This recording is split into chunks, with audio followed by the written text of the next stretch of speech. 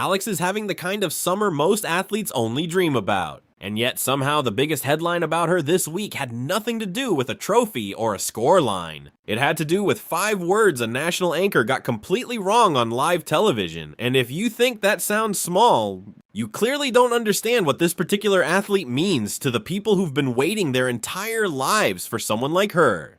So let's back up for a second and talk about why a simple mistake on a morning show turned into something that tore through social media for days. Because to understand the anger, you first have to understand the person at the center of it. And that person is not just another name climbing up a ranking list somewhere. She's become a symbol for an entire nation that's been starving for this exact moment. A 21-year-old who packed up and left home at 13 to train an ocean away in Mallorca, who grew up in Makati, who studied at a school called Colegio San Agustin, and who, despite years of chasing a dream on foreign soils, never once let go of where she came from. She still does interviews in Filipino. She still thanks her country first in every single trophy speech. And this summer, that connection to home has been on full display for the entire tennis world to see. Because coming off the biggest title of her career in Washington, D.C., where she took down a string of ranked opponents, including a top 3 player in the final, Alex rolled into the Canadian Open in Toronto, seeded 25th, riding a wave of momentum that careers are genuinely built on. She wasn't just another player in the draw, she was the storyline of the summer.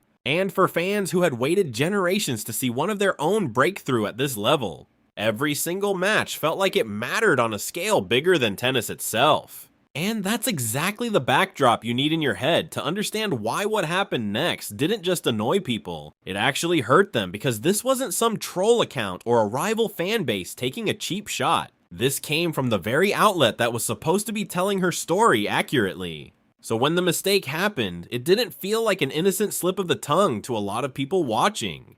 It felt like erasure, and once that feeling set in, there was no quietly smoothing it over. The clip was already spreading.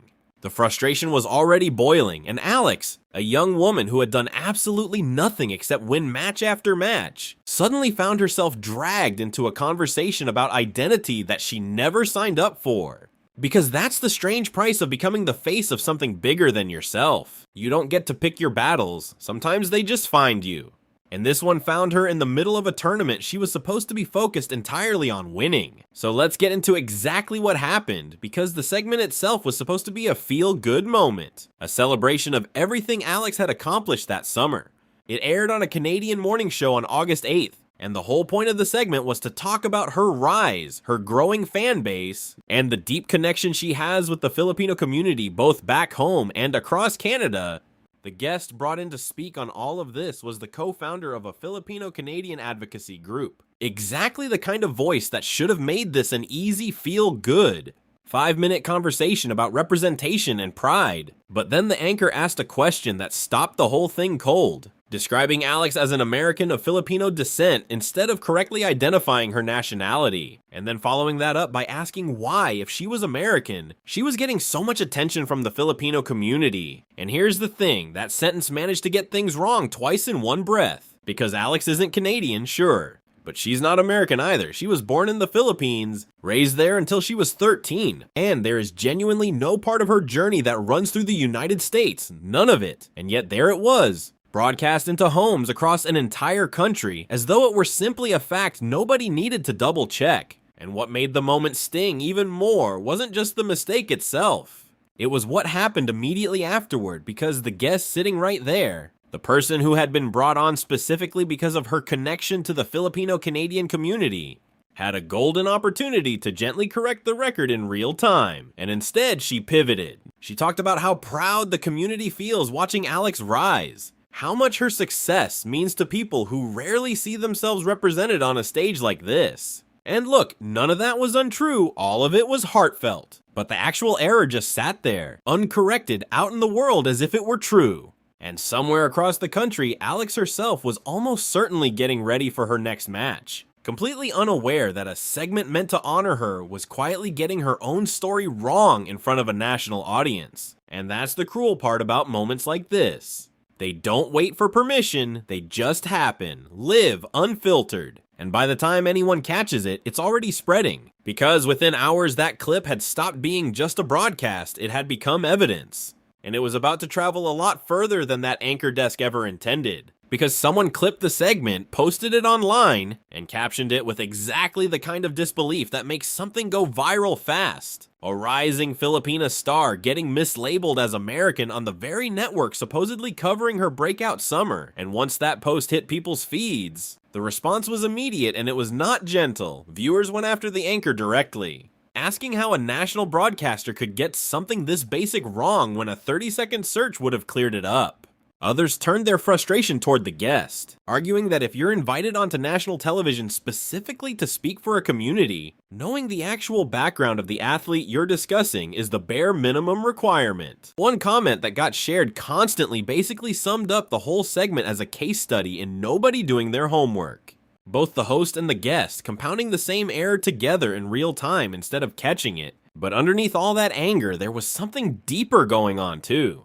Because this wasn't just about one factual mistake, it touched something that Filipino communities, whether in Canada, back home, or scattered across the diaspora, know all too well. The experience of watching your achievements get folded into somebody else's narrative. Watching nationalities get blurred or swapped around because it's simply more convenient for whoever's telling the story. And Alex's rise had become a source of collective pride specifically because it belonged to her people. Built in Makati, sharpened through years of sacrifice in Majorca, carried out onto center courts around the world under her home country's flag. So watching that identity get casually reassigned to another nation, live, on air, felt to a lot of people like watching history get rewritten without anyone bothering to check if it was even true. And social media didn't stop at criticism either. People started actively educating, flooding timelines with Alex's real biography, her academy years, her breakthrough at the junior Grand Slam level, her full journey from home to the world stage, almost daring the network to do 5 minutes of research before their next broadcast. Comments tagged the network directly, demanding an on-air correction, arguing that if you're going to cover a community respectfully, getting the fundamentals right before the cameras start rolling isn't optional. And still, the segment just sat there. No swift correction, no follow-up statement cutting through the noise. Just silence from the network while the wall of frustrated voices kept growing louder on its own. And by the following day, what had started as one careless sentence had turned into a much bigger conversation about media carelessness, about representation, about whether outlets covering breakout athletes are actually doing right by them or just cashing in on their popularity for a segment without putting in the actual work. And through all of it, Alex herself hadn't said a single public word. She didn't need to, her fans were doing plenty of talking for her, and the real question hanging over everything was simple. Would anyone with the power to actually fix this step up and do it? Because the backlash didn't stay contained to just the anchor, it spread, and the guest who'd been invited on found herself caught in a wave she probably never expected when she agreed to sit in that chair. Critics argued that representing a community on national television comes with real responsibility. That correcting a factual error about one of your own isn't some optional extra. It's part of the job you signed up for, and her silence in that moment, however unintentional it might have been, became part of the story too. Some viewers were harsher than others, questioning why she'd been chosen for the segment at all if she wasn't prepared to speak confidently on the details of Alex's background. Others were more measured about it, framing the whole thing less as one person's personal failure and more as a systemic issue. A broadcaster that hadn't properly prepared either the host or the guest for a conversation about an athlete millions of people were actively watching that week. But either way, the criticism made one thing very clear. In moments like this, everyone in the room shares responsibility for what gets said and, just as importantly, for what doesn't get corrected. And there's actually a much bigger conversation buried inside all of this, one that stretches far beyond a single broadcast. Because it's really about what happens when athletes from smaller tennis nations suddenly break into the global spotlight, and whether the media infrastructure covering them actually keeps pace with their rise. Because Alex's story isn't some minor footnote. She's the first player from her country to crack the WTA's top 20. A milestone that took literal decades to arrive. So getting her nationality wrong in that context isn't some tiny forgivable slip. It's a pretty clear sign of just how little preparation went into that segment before the cameras turned on. And this actually wasn't even the first time Alex found herself at the center of a media misstep either. Months earlier, a major American tennis outlet had crowned her alongside another rising star as a future superstar ahead of a doubles pairing, and fans pushed back on that too. Not because the praise itself was unwelcome, but because it felt premature. Like it was more about generating clicks than accurately reflecting where she actually stood in her career at that point. Different mistake, sure, but the same underlying pattern. Outlets reaching for a flashy headline about Alex faster than they were willing to actually do the research behind it. And what made this latest moment sting so much more was simply the stakes involved. This wasn't hype being inflated, this was identity being erased. Live on a national broadcaster about a player who has spent her entire life being unmistakably, proudly tied to her home country, and every single fan who jumped online to defend her that day wasn't just correcting a fact for the sake of it. They were protecting a story that had taken generations to finally get written, one that finally had a face attached to it. And they simply weren't gonna let that face get blurred out because somebody couldn't be bothered to check a fact before airtime. And as the criticism kept piling up, calls for an actual on-air correction grew louder and louder. And whether the network would step up and address it properly, or just let the whole thing quietly fade the way these controversies so often do, remained very much an open question, but one thing was already abundantly clear. The people who claim Alex as their own were not going to let this disappear without a fight. And here's where the story takes a turn. Because while all of that noise was building online, Alex herself was busy doing what she does best, letting her racket do the talking. And here's the twist that makes this whole week almost poetic. The exact same stretch of days where her identity was being mishandled on national television was also the stretch where she quietly put together one of the most impressive runs of her entire career. And it started with a bye, because as the 25th seed at that tournament, Alex skipped the opening round completely and advanced straight into the next stage, a reward for the ranking climb she'd earned over an absolutely brutal breakout summer. But a bye is a strange kind of gift because it comes with a catch. There's no easing into the tournament, no low-pressure tune-up match to shake off the rust. Instead, her first real test of the week came against an opponent who had actual history on her side. Someone who had beaten her convincingly earlier in the year at a different Grand Slam, and this time things played out very differently. Alex came out and took the first set comfortably, then dropped the second in a tight, back-and-forth battle that could have gone either way. And with the match balanced on a knife's edge heading into the decider, she closed it out with composure, no panic, no collapse. Just a player finding a way through real adversity in front of a crowd that had exceeded capacity. So much so that tournament organizers had to move her matches to the bigger stadium because ticket demand for this Filipina underdog turned genuine contender had become impossible to ignore.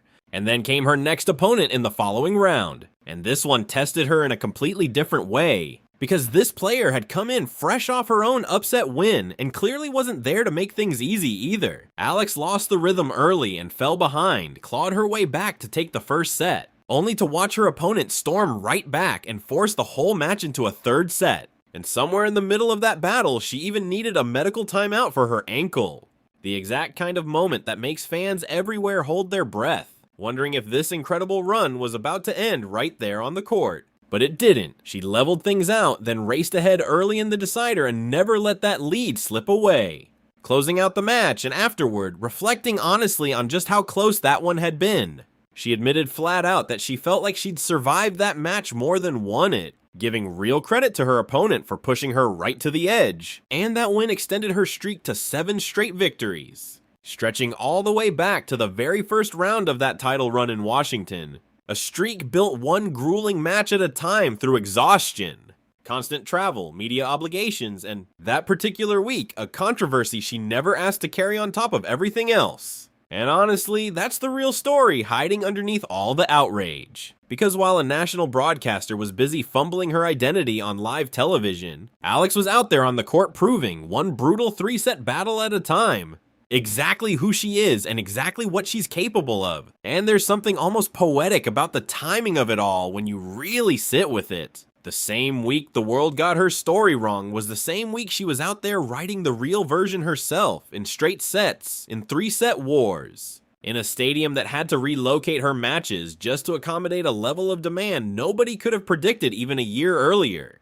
And that's not some random coincidence, that's simply who this athlete has become. Someone whose results speak louder than anyone else's careless mistakes. Someone whose identity is written so clearly in the way she plays and the way she credits her country every single time that one mislabeled broadcast segment could never actually touch it. But it does leave a harder question worth sitting with for a minute. How many other rising athletes, especially the ones coming from countries without the built-in media machine that tennis's traditional powerhouses enjoy, go through moments exactly like this without a fan base loud enough or big enough to force any kind of correction?